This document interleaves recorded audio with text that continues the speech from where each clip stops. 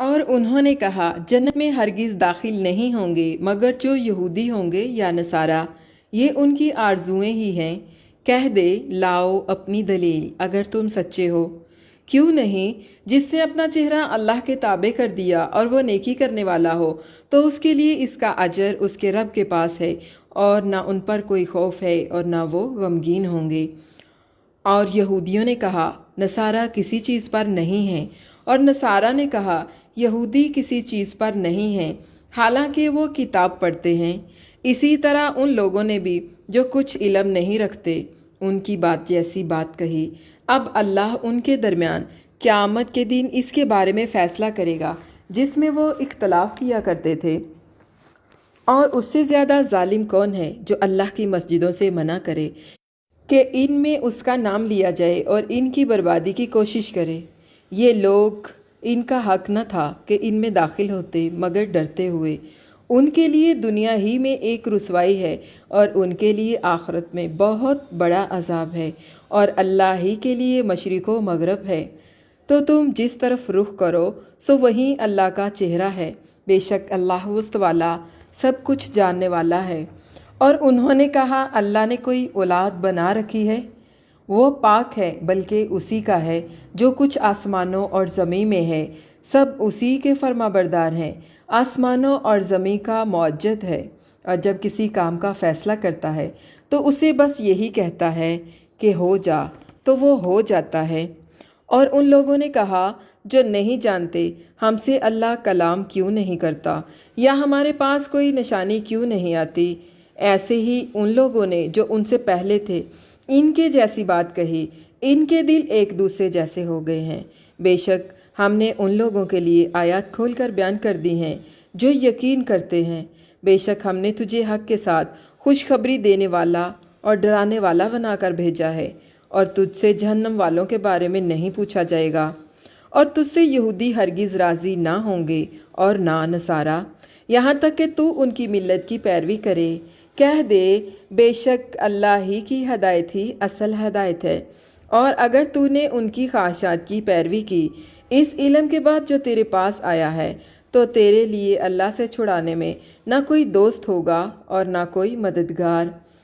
وہ لوگ جنہیں ہم نے کتاب دی ہے اسے پڑھتے ہیں جیسے اسے پڑھنے کا حق ہے، یہ لوگ اس پر ایمان رکھتے ہیں، اور جو کوئی اس کے ساتھ کفر کرے تو وہی لوگ خسارہ اٹھانے والے ہیں۔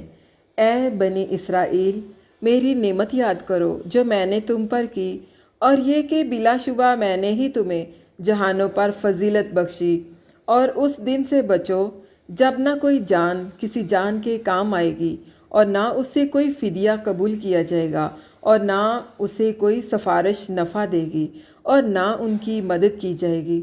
اور جب ابراہیم علیہ السلام کو اس کے رب نے چند باتوں کے ساتھ آزمایا تو اس نے انہیں پورا کر دیا۔ فرمایا بے شک میں تجھے لوگوں کا امام بنانے والا ہوں۔ کہا اور میری اولاد میں سے بھی؟ فرمایا میرا عہد ظالموں کو نہیں پہنچتا۔ اور جب ہم نے اس گھر کے لوگوں کے لیے لوٹ کر آنے کی جگہ اور سراسر امن بنایا، اور تم ابراہیم کی جائے قیام کو نماز کی جگہ بناؤ، اور ہم نے ابراہیم اور اسماعیل علیہ السلام کو تاکیدی حکم دیا کہ تم دونوں میرے گھر کو طواف کرنے والوں اور اعتکاف کرنے والوں اور رکوع کرنے والوں اور سجدہ کرنے والوں کے لیے پاک صاف رکھو۔ اور جب ابراہیم نے کہا اے میرے رب، اس جگہ کو ایک امن والا شہر بنا دے اور اس کے رہنے والوں کو پھلوں سے رزق دے جو ان میں سے اللہ اور یوم آخرت پر ایمان لائے۔ فرمایا اور جس نے کفر کیا تو میں اسے بھی تھوڑا سا فائدہ دوں گا، پھر اسے آگ کے عذاب کی طرف بے بس کر دوں گا، اور وہ لوٹنے کی بری جگہ ہے۔ اور جب ابراہیم علیہ السلام اس گھر کی بنیادیں اٹھا رہے تھے اور اسماعیل بھی، اے ہمارے رب ہم سے قبول فرما، بے شک تو ہی سب کچھ سننے والا سب کچھ جاننے والا ہے۔ اے ہمارے رب، اور ہمیں اپنے لیے فرما بردار بنا، اور ہماری اولاد میں سے بھی ایک امت اپنے لیے فرما بردار بنا، اور ہمیں ہمارے عبادت کے طریقے دکھا، اور ہماری توبہ قبول فرما، بے شک تو ہی نہایت توبہ قبول کرنے والا نہایت رحم والا ہے۔ اے ہمارے رب، اور انہی میں سے ایک رسول بھیج جو ان پر تیری آیتیں پڑھے اور انہیں کتاب و حکمت سکھائے اور انہیں پاک کرے، بے شک تو ہی سب پر غالب کمال حکمت والا ہے۔ اور کون ہے جو ابراہیم علیہ السلام کی ملت سے بے رغبتی کرے گا سوائے اس کے جس نے اپنے آپ کو بے وقوف بنا لیا، اور بے شک ہم نے اسے دنیا میں چن لیا اور بلا شبہ وہ آخرت میں یقیناً نیک لوگوں سے ہے۔ جب اس سے اس کے رب نے کہا فرما بردار ہو جا، اس نے کہا میں جہانوں کے رب کے لیے فرما بردار ہو گیا۔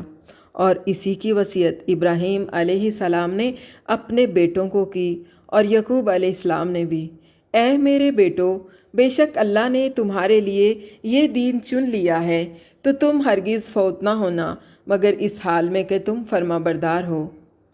یا تم موجود تھے جب یعقوب علیہ السلام کو موت آئی، جب اس نے اپنے بیٹوں سے کہا میرے بعد کس چیز کی عبادت کرو گے؟ انہوں نے کہا ہم تیرے معبود اور تیرے باپ دادا ابراہیم اور اسماعیل اور اسحاق علیہم السلام کے معبود کی عبادت کریں گے جو ایک ہی معبود ہے، اور ہم اسی کے لیے فرما بردار ہیں۔